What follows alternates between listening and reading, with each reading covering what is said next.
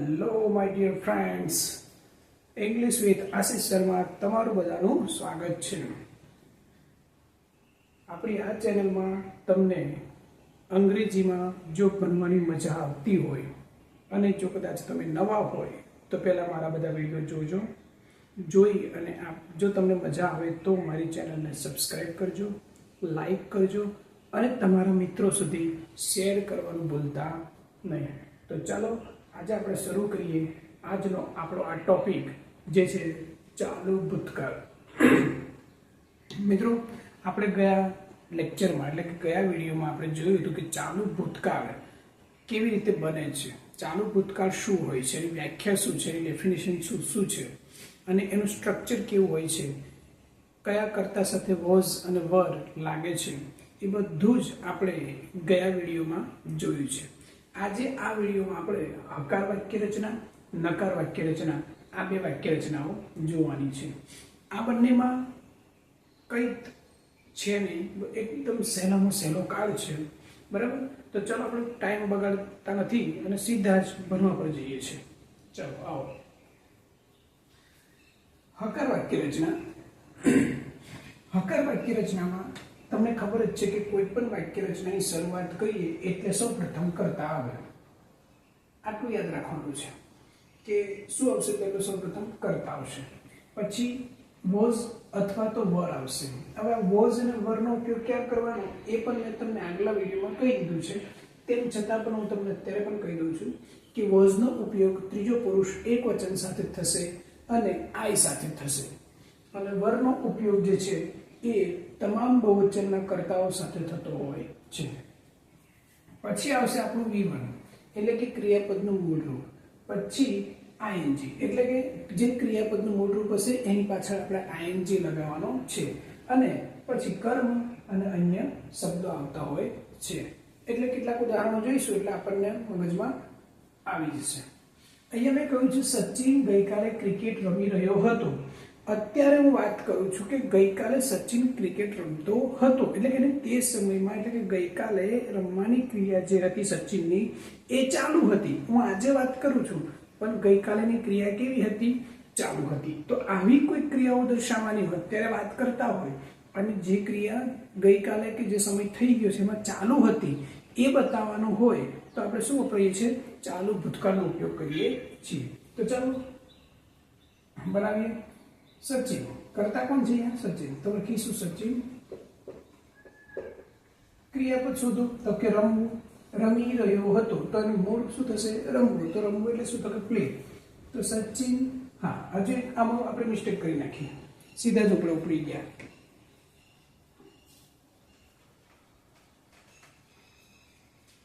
સચિન ત્રીજો પુરુષ એક વચન છે એટલે સચિન ત્રીજો પુરુષ એક વચન છે એટલે શું આવશે? વોઝ આવશે, બરાબર. વોઝ પછી ક્રિયાપદ શું છે? રમવું, તો પ્લે. એની પાછળ ING લગાવી દો એટલે કે પ્લેઇંગ. Sachin was playing. શું આવશે? શું રમી રહ્યો છે? તો કે cricket. Sachin was playing cricket yesterday. અહીંયા જગ્યા ઓછી પડે છે, નીચે લખું છું યસ્ટરડે. ઓકે. બીજું વાક્ય છે આપણું કે મોહન વડોદરા જઈ રહ્યો હતો. જુઓ, મોહન કરતા છે, કર્મ છે વડોદરા, ક્રિયાપદ છે જઈ રહ્યો હતો, આખું જ ક્રિયાપદ છે. તો જવું એટલે શું? તો કે ગો. કરતા કોણ છે? તો કે મોહન. તો ચલો મોહન લખો પહેલા. હવે મોહન ત્રીજો પુરુષ એક વચન છે એટલે શું આવશે? તો કે વોઝ આવશે. ક્રિયાપદ જવું એટલે કે ગો, ING લગાવી દે એટલે ગોઈંગ. તો Mohan was going to Vadodara.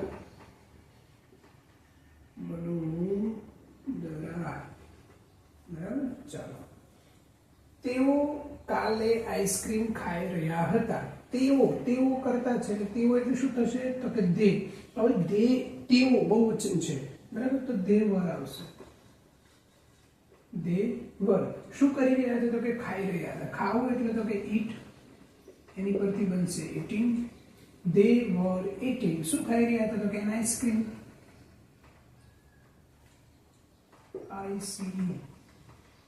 Ice cream, બરાબર. કાલે એટલે ગઈકાલે એટલે યસ્ટરડે. હું ફિલ્મ જોઈ રહ્યો હતો, અહીંયા કરતા કોણ છે? હું એટલે શું? તો કે આઈ ની સાથે શું લાગશે? તો કે વોઝ. શું કરી રહ્યો હતો? જોઈ રહ્યો હતો, તો કે watching. I was watching a film.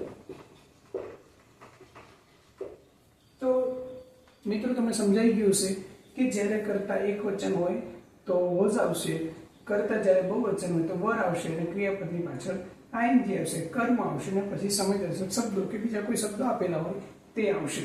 ટૂંકમાં જે ક્રિયા ગયા સમયમાં એટલે જે સમય થઈ ગયો છે એ સમયમાં ચાલુ હતી એ દર્શાવવા માટે આપણે ચાલુ ભૂતકાળનો ઉપયોગ કરતા હોઈએ છીએ.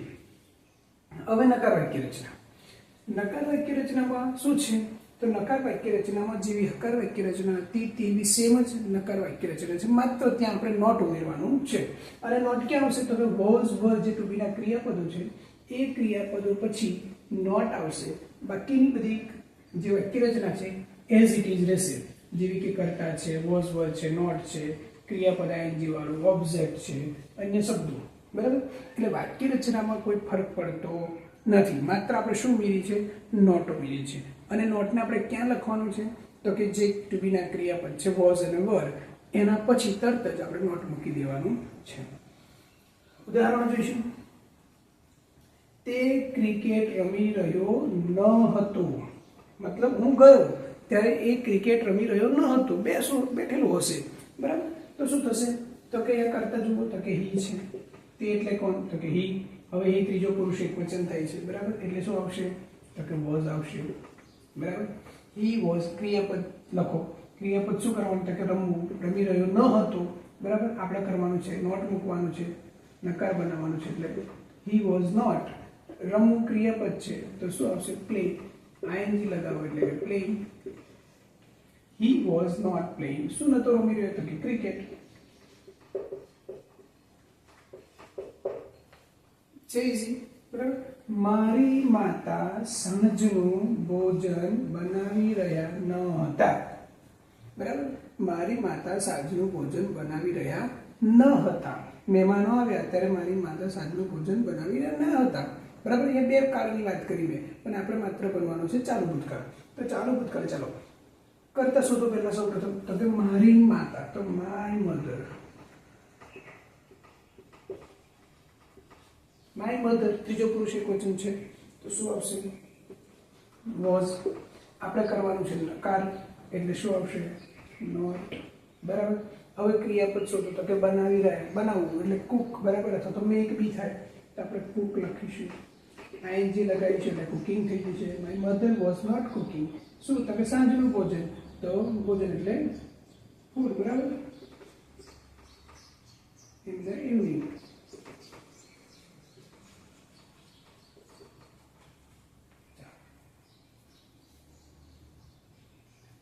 હું ફિલ્મ જોઈ રહ્યો ન હતો. હું ફિલ્મ કર્મ છે, જોઈ રહ્યો ન હતો ક્રિયાપદ છે. હું એટલે કોણ? તો કે આઈની સાથે લાગશો વોઝ. નોટ ઉમેરવાનું છે એટલે આઈ વોઝ નોટ. બરાબર? વોચિંગ અ ફિલ્મ. તેઓ આઈસ્ક્રીમ ખાઈ રહ્યા ન હતા. તેઓ તો શું થશે? દે. બહુવચન છે દે કરતા હોય એટલે આપણે મૂકીશું વર. નું કરવું છે નોટ નકાર બનાવવા માટે, તો દે વર નોટ. શું કરી રહ્યા? ખાવું, તો ઈટ. They were not eating an ice cream. Got it? સમજી ગયા everyone? તો આ હતી આપણી નકાર વાક્ય રચના. હવે આમાં શું યાદ રાખવાનું છે? માત્ર જે આપણી વાક્ય રચના હતી એ જ યાદ રાખવાની છે. હકારમાં વાક્ય રચના શું હશે? તો કરતા વોઝ વર હશે. બરાબર? ક્રિયાપદનું આઈએનજી વાળું રૂપ હશે, કર્મ હશે અને અન્ય શબ્દો હશે. નકાર વાક્ય રચનામાં શું યાદ રાખવાનું છે? કે કરતા વોઝ વર નોટ ઉમેરવાનું છે. બરાબર? પછી તરત જ ક્રિયાપદનું આઈએનજી વાળું રૂપ આવશે. બરાબર? પછી કર્મ અને અન્ય શબ્દો આવશે.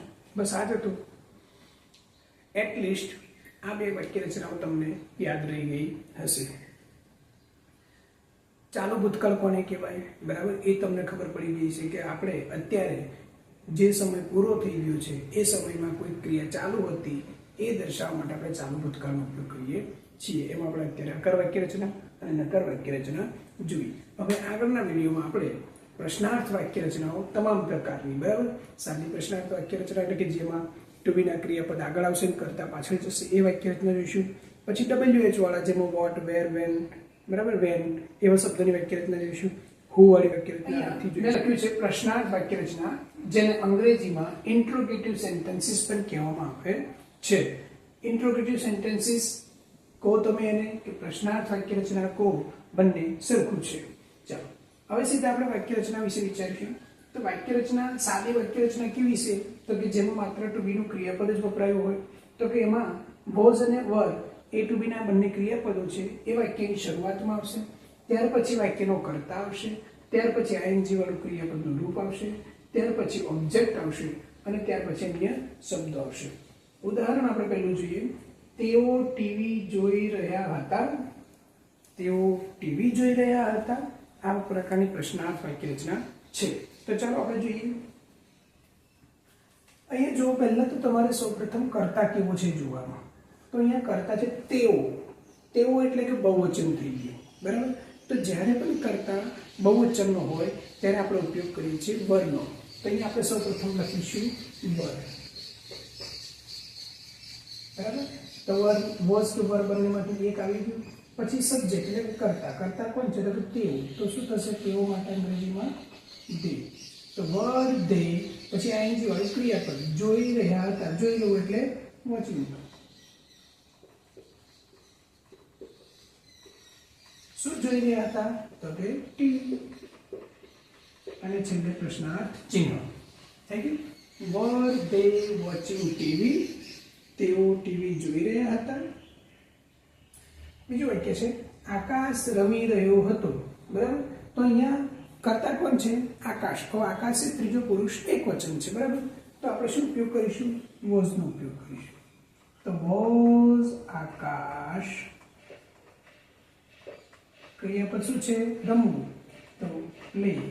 અને આઈએનજી લગાવ્યું એટલે playing. Was Akash playing. Akash રમી રહ્યો હતો. Got it? તો આ આપણે વોઝ અને વરથી આ પ્રકારે વાક્ય રચનાઓ બનાવીએ છીએ. બસ કશું જ નથી, એમાં ઈઝી છે કે વોઝ અને વરનો ઉપયોગ કરવાનો છે, પછી કર્તા ઉપયોગ કરવાનો છે, પછી આપણે જે રીતે આઈએનજી વાળું ક્રિયાપદ, પછી કર્મ અને અન્ય શબ્દોનો પ્રશ્નાર્થ ચિહ્ન, બરાબર. હવે આપણે જોઈશું WH પ્રશ્નાર્થ વાક્ય. કયા વાક્યો? WH. WH એટલે મેં તમને આગળ પણ કહ્યું હતું કે એમાં વોટ હશે, વેર હશે, વેન હશે, હાઉ મચ હશે, હાઉ મેની, આવા બધા શબ્દોનો ઉપયોગ થતો હોય છે. તો અહીંયા WH પહેલા આવશે. જે પણ WH શબ્દ હશે, વોટ હશે, વેર હશે, વેન હશે, એ પહેલા આવશે. પછી વોઝ અથવા તો વર આવશે અને પછી સબ્જેક્ટ આવશે અને પછી આઈએનજી વાળું ક્રિયાપદ, પછી કર્મ અને અન્ય શબ્દો અને છેલ્લે પ્રશ્નાર્થ ચિહ્ન, બરાબર. તો આ પ્રકારની વાક્ય રચના છે. પહેલામાં શું હતું? સાદી વાક્ય પ્રશ્નાર્થ વાક્ય રચનામાં કે જેમાં વોઝ અને વરનો ઉપયોગ થતો હતો. બસ તો વાક્યની શરૂઆત વોઝ વરથી થતી હતી. અહીંયા વાક્યની શરૂઆત થશે WH વાળા શબ્દથી. બસ આટલો જ ફરક છે. તો ચાલો જોઈએ.